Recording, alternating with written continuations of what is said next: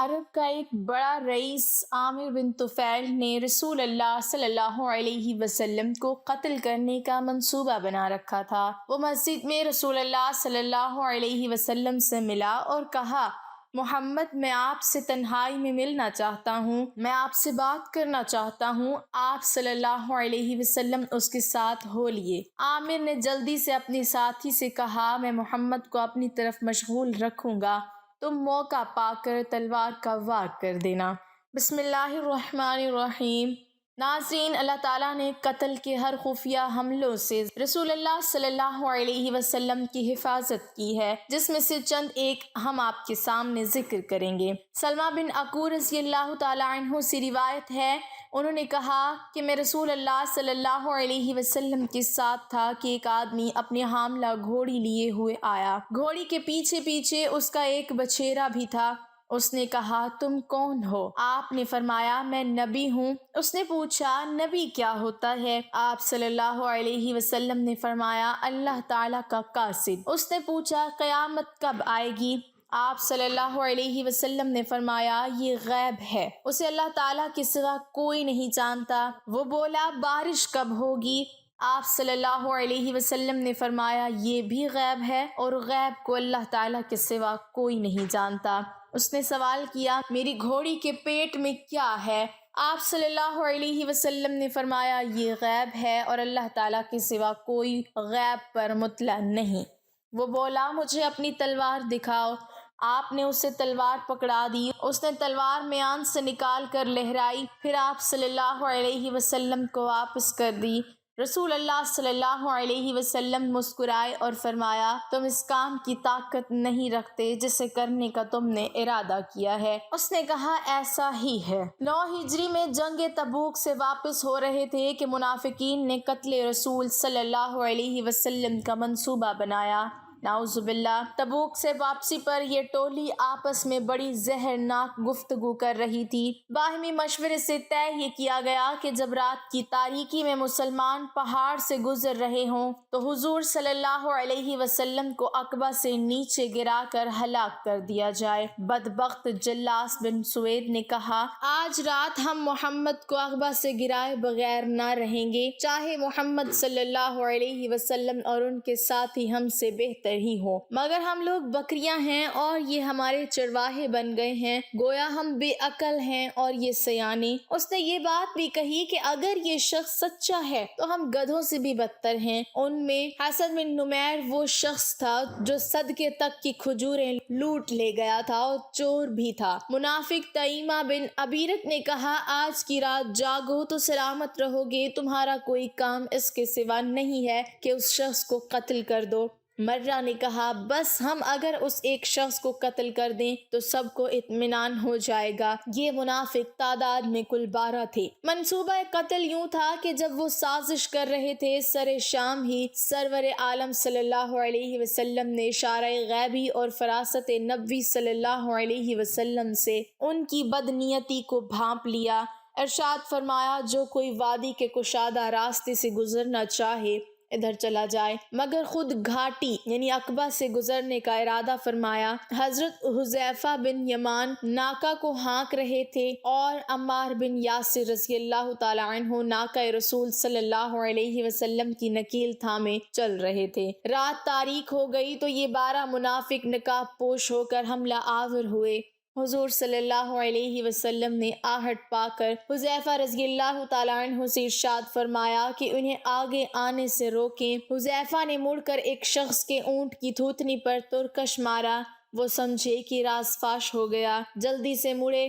ادھر حضور صلی اللہ علیہ وسلم نے ناکہ کو تیز ہانکنے کا حکم دیا۔ عقبہ سے سلامت گزر گئے۔ حذیفہ سے ان کے نام بیان فرمایا اور یہ بھی فرمایا کہ یہ مجھے قتل کرنا چاہتے تھے، مگر عالم الغیب نے بر وقت مجھے خبردار کر دیا۔ ایک دن ابو جہل نے قریشیوں سے مخاطب ہو کر کہا کہ محمد صلی اللہ علیہ وسلم ہمارے دین میں عیب نکالتا ہے، ہمارے آباء و اجداد اور معبودوں کی توہین کرتا ہے، اس لیے میں اللہ سے عہد کرتا ہوں کہ کل ایک بھاری پتھر لے کر بیٹھوں گا اور جب وہ سجدہ کرے گا تو اسی پتھر سے اس کا سر کچل دوں گا۔ جب صبح ہوئی تو وہ ویسا ہی پتھر جیسا کہ اس نے بیان کیا تھا لے کر انتظار میں بیٹھ گیا۔ رسول اللہ صلی اللہ علیہ وسلم آئے جیسا کہ آیا کرتے تھے۔ پھر رسول اللہ صلی اللہ علیہ وسلم نماز میں مشغول ہو گئے۔ جیسے ہی آپ صلی اللہ علیہ وسلم سجدے میں گئے، ابو جہل نے پتھر اٹھا کر آپ صلی اللہ علیہ وسلم کی طرف بڑھا۔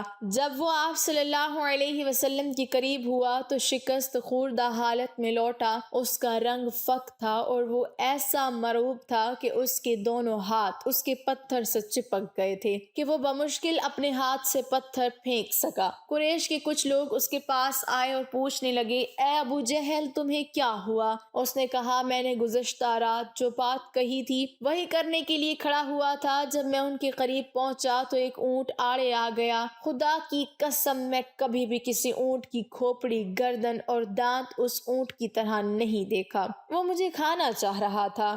مکہ کے کفار و مشرکین آپ صلی اللہ علیہ وسلم کو آرام سے نماز بھی ادا نہیں کرنے دیتے تھے۔ آپ صلی اللہ علیہ وسلم نماز میں ہوتے تو کبھی وہ آپ صلی اللہ علیہ وسلم کی پشت مبارک پر اونٹ کی ولادت کے وقت نکلنے والی غلاظت ڈالتے تو کبھی آپ صلی اللہ علیہ وسلم کی مبارک گردن میں کپڑے کا پھندا لگاتے۔ بخاری شریف میں ایک روایت ہے، حضرت عروہ بن زبیر رحمۃ اللہ علیہ نے عبداللہ ابن عمرو بن عاص رضی اللہ تعالی عنہ سے پوچھا، مجھے اس سخت ترین تکلیف سے باخبر کیجیے جس سے مشرکین نے آپ صلی اللہ علیہ وسلم کو دوچار کیا۔ انہوں نے فرمایا، ایک بار نبی صلی اللہ علیہ وسلم حتیم میں نماز ادا کر رہے تھے، اچانک عقبہ بن ابی معیط آیا اور آپ صلی اللہ علیہ وسلم کی گردن میں اپنا کپڑا ڈال دیا۔ پھر اس نے سخت طریقے سے آپ رضی اللہ تعالی عنہ کا گلا گھونٹا۔ پھر ابو بکر رضی اللہ تعالی عنہ آئے اور انہوں نے عقبہ کا مونڈھا پکڑا اور اس کو نبی صلی اللہ علیہ وسلم سے ہٹایا اور فرمایا، کیا تم مار ڈالو گے ایک شخص کو اس وجہ سے کہ وہ کہتا ہے کہ میرا رب اللہ ہے؟ ایک مرتبہ آپ صلی اللہ علیہ وسلم صحابہ کرام کی مبارک مجلس میں تشریف فرما ہیں۔ دین کی بات پھیل چکی ہے، عرب اور اس کے آس پاس کے علاقوں میں اسلام کا چرچا ہے، رب العالمین کے وحدانیت کا اعلان کیا جا چکا ہے۔ عام لوگوں کے ساتھ قبائل کے رؤسا بھی گروہ در گروہ توحید کی دعوت پر لبیک کہتے ہوئے مدینہ وارد ہو رہے ہیں، زیادہ تر اطاعت کا اقرار کر کے اور مسلمان ہو کر آ رہے ہیں۔ کچھ ایسے ہیں جو نہ چاہتے ہوئے بھی اسلام کی بالادستی اور حقانیت کو قبول کرنے پر مجبور ہیں۔ انہی لوگوں میں عرب کا ایک بڑا رئیس عامر بن طفیل بھی مدینے میں آتا ہے۔ اس کی قوم نے روز بروز اسلام کی بڑھتی ہوئی شہرت کو دیکھ کر اس سے کہا تھا، عامر، لوگ جوگ در جوگ اسلام لا رہے ہیں، آپ بھی مسلمان ہو جائیں تو بہتر ہے۔ عامر نے جو ایک متکبر اور بالادست سردار ہے جواب دیا، واللہ میں نے قسم کھائی ہے کہ اس وقت تک نہیں مروں گا جب تک عرب مجھے اپنا بادشاہ تسلیم نہ کر لیں اور میرے نقش قدم پر نہ چلنے لگیں، پھر میں قریش کے اس نوجوان کی پیروی کروں۔ پھر جب عامر بن طفیل نے اسلام کی تمکنت اور اس کا جاہ و جلال اور رسول اکرم صلی اللہ علیہ وسلم کی طرف لوگوں کا میلان دیکھا تو اپنی اونٹنی پر سوار ہوا اور چند ساتھیوں کے ہمراہ نبی کریم صلی اللہ علیہ وسلم کی ملاقات کو مدینے روانہ ہو گیا۔ مدینہ پہنچ کر مسجد میں رسول اللہ صلی اللہ علیہ وسلم سے ملا اور کہا، محمد، میں آپ سے تنہائی میں ملنا چاہتا ہوں۔ سرکار دو عالم صلی اللہ علیہ وسلم اس قسم کے افراد سے محتاط رہتے تھے، سو آپ نے فرمایا، نہیں، اللہ کی قسم، حتیٰ کہ آپ اللہ واحد پر ایمان لے آئیں۔ اس نے پھر وہی مطالبہ کیا، محمد، میں آپ سے تنہائی میں ملنا چاہتا ہوں۔ آپ نے پھر انکار کر دیا۔ وہ یہی کہتا رہا، محمد، میرے ساتھ چلیں، میں آپ سے بات کرنا چاہتا ہوں، میرے ساتھ چلیں، میں آپ سے بات کرنا چاہتا ہوں۔ آخر رسول اللہ صلی اللہ علیہ وسلم اس کے ساتھ ہو لیے۔ عامر نے جلدی سے اپنے ایک ساتھی عربت کو اپنی طرف کھینچا۔ اس کے ساتھ مل کر عامر نے پہلے سے رسول اللہ صلی اللہ علیہ وسلم کو قتل کرنے کا منصوبہ بنا رکھا تھا۔ عامر نے عربت سے کہا، میں محمد کو اپنی طرف مشغول رکھوں گا، تم موقع پا کر تلوار کا وار کر دینا۔ عربت تلوار کے دستے پر ہاتھ رکھ کے مستعد ہو گیا۔ پھر وہ دونوں دیوار کے ساتھ علیحدگی میں چلے گئے۔ رسول اللہ صلی اللہ علیہ وسلم عامر سے بات چیت کرنے ان کے پاس آئے۔ عربت کا ہاتھ بدستور تلوار کے دستے پر تھا۔ وہ جب بھی تلوار سونتنا چاہتا اس کا ہاتھ شل ہونے لگتا۔ آخر تک وہ تلوار میان سے نہ نکال سکا۔ ادھر عامر رسول اللہ صلی اللہ علیہ وسلم کو باتوں میں مصروف رکھنے کی کوشش میں تھا اور اربد کو دیکھ رہا تھا جو جامد و بے بس کھڑا تھا۔ اس پر نبی کریم صلی اللہ علیہ وسلم نے بھی مڑ کر اربد کو دیکھا اور آپ نے عامر سے فرمایا، عامر اسلام قبول کر لیجئے۔ اس نے کہا، محمد میں اسلام قبول کر لوں تو آپ مجھے کیا دیں گے؟ آپ نے صاف جواب دیا، آپ کو وہی کچھ ملے گا جو مسلمانوں کو ملتا ہے اور آپ پر وہی ذمہ داریاں ہوں گی جو مسلمانوں پر ہیں۔ عامر بولا، میں اسلام قبول کر لوں تو آپ مجھے اپنے بعد بادشاہت دیتے ہیں؟ نبی کریم صلی اللہ علیہ وسلم نے چاہا کہ عامر سے کوئی ایسا وعدہ نہ کریں جو بعد میں پورا نہ ہو سکے۔ آپ صلی اللہ علیہ وسلم نے پھر اسے صاف صاف اور جرأت مندانہ جواب دیا، نہیں، ایسا نہیں ہو سکتا، آپ یا آپ کی قوم کو سرداری نہیں ملے گی۔ عامر نے اپنے مطالبے میں قدر تخفیف کرتے ہوئے کہا، پھر ایسا کرتے ہیں، میں اہل بادیہ کا بادشاہ ہوں گا اور آپ اہل شہر کے۔ آپ کا وہی صاف اور کوڑا جواب تھا، نہیں۔ اس پر جوش و غضب سے عامر کا چہرہ سرخ ہو گیا اور چلا کر کہنے لگا، محمد، اللہ کی قسم کھا کر کہتا ہوں، میں تمہارے اس شہر کو برق رفتار گھوڑوں اور نوجوان جنگجوؤں سے بھر دوں گا۔ میں یہاں کی ہر کھجور سے ایک گھوڑا باندھوں گا اور غطفان کے 1000 بھورے گھوڑوں اور اتنی ہی بھوری گھوڑیوں کے ہمراہ تم پر حملہ آور ہوں گا۔ یہ کہہ کر وہ غصے سے پیچ و تاب کھاتا اور دھمکیاں دیتا ہوا مسجد سے نکل گیا۔ رسول اللہ صلی اللہ علیہ وسلم اسے جاتا دیکھتے رہے۔ پھر آپ نے آسمان کی طرف نظر اٹھائی اور دعا کی، اے اللہ، عامر کے متعلق مجھے بے فکر کر دے اور اس کی قوم کو ہدایت نصیب فرما۔ عامر اپنے ساتھیوں کے ہمراہ مدینہ سے نکل کر اپنی قوم کے دیار کی طرف روانہ ہوا۔ اس کا مصمم ارادہ تھا کہ اپنے علاقے میں پہنچ کر ایک زبردست لشکر تیار کرے گا اور مدینہ پر چڑھائی کرے گا، مگر اللہ کی شان دیکھیں کہ راستے میں آرام کی غرض سے سلولیہ نامی ایک عورت کے خیمے میں ٹھہرا